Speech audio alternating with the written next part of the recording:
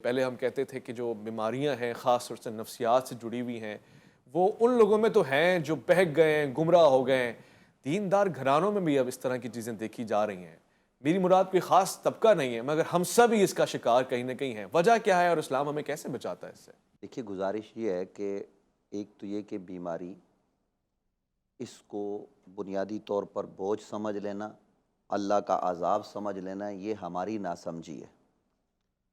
کیونکہ رسول اکرم صلی اللہ علیہ وآلہ وسلم کا فرمان ذیشان کہ اللہ اگر کسی کو بخار میں بھی مبتلا فرماتا ہے تو اس کے بدلے میں بھی اس کے گناہ ختم کیے جاتے ہیں، اس کے درجوں میں بلندی ہوتی ہے۔ یعنی اگر کسی کے پاؤں میں کانٹا چبھے تو کانٹا چبھنے کے بدلے میں بھی اللہ کی رحمتیں اور برکتیں میسر آتی ہیں۔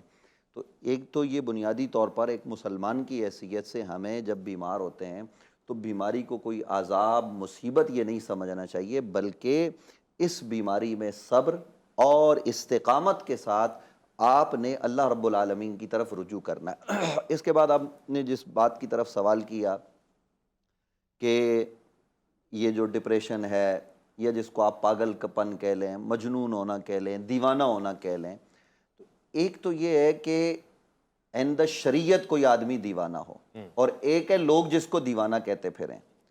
دیکھیے، لوگ تو ایسے بھی گزرے ہیں۔ قرآن مجید فرقان حمید کی سورہ طور آپ اٹھائیے تو آپ کو ملے گا فذکر فما انت بنعمت ربک بمجنون ولا کاہن۔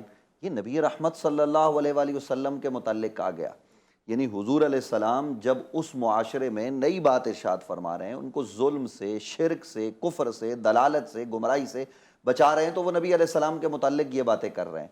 لیکن یہ تو لوگوں کی نظر میں ہوتا ہے، اور ایک ہے کہ عند شریعت آپ پر احکام مرتب ہوتے ہیں یا نہیں۔ یاد رکھیے اویس ربانی صاحب، آپ صاحب علم شخصیت ہیں، آپ بھی بخوبی جانتے ہیں، اور ہر صاحب علم یہ چیز جانتا ہے کہ جب کسی آدمی کی عقل زائل ہو جائے، یعنی وہ پاگل ہو جائے، مجنون ہو جائے، دیوانہ ہو جائے، یا ڈپریشن جسے آج کل جدید اصطلاح میں کہا جاتا ہے، وہ اس قدر اس میں انہماک کے ساتھ داخل ہو جائے کہ اب اس کو اپنی فکر نہ رہے، تو پھر شریعت اس پر وہ احکام مرتب نہیں کرتی جو شریعت کے ہوتے ہیں۔ یعنی آپ دیکھیے، وہ نماز، روزے، ان چیزوں کا، حج کا یہ مکلف نہیں رہتا۔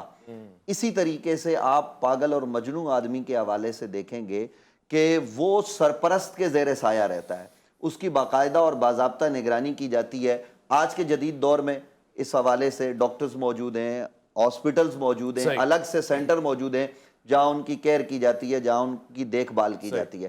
لیکن اسلام یہ کہتا ہے کہ ایسے آدمی کی برابر دیکھ بھال کریں۔ یاد رکھیے، ایسا آدمی اگر کسی کو کوئی ضرر یا نقصان پہنچا دے یا قتل کر دے تو قصاص کے طور پر اس پر کوئی مواخذہ نہیں ہوگا۔ اس طرح کے آدمی کے حوالے سے دیکھیے، اس کے علاج کی بھرپور کوشش کرنی چاہیے۔ اللہ کے نبی صلی اللہ علیہ وآلہ وسلم کے فرامین کو آپ سامنے رکھیں، قرآن کو سامنے رکھیں، تو اس کا نتیجہ یہ ہے کہ آپ اس پر پوری نظر رکھیں، اور اس کو اصلاح کے لیے، یعنی اس کی درستگی کے لیے جس حد تک آپ کے پاس وسائل ہیں، لا یکلف اللہ نفسا الا وسعہا۔ یعنی ایک پاگل ہے، ہمارے گھر میں موجود ہے، اور ڈاکٹرز ہمیں یہ کہتے ہیں کہ 10 کروڑ سے ٹھیک ہوگا۔ ہمارے پاس 10 کروڑ نہیں ہے تو ہم اس کے مکلف ہی نہیں ہیں، لیکن اگر وہ تھوڑے پیسے خرچ کرنے سے یا ادھر ادھر جانے سے تھوڑی تکلیف سے ٹھیک ہو سکتا ہے، تو ہمیں پوری کوشش کرنی چاہیے، جتنی اللہ نے ہمیں استطاعت دی ہے، کسی آدمی کو اس ڈپریشن میں چھوڑنا نہیں چاہیے۔ لیکن ایک آدمی کی عقل ہی چلی گئی، اس کی عقل ہی باقی نہیں رہی، تو آپ اس پر تو نکاح کے احکام بھی نہیں ہیں، اس کے تو طلاق کے مسائل بھی الگ ہیں۔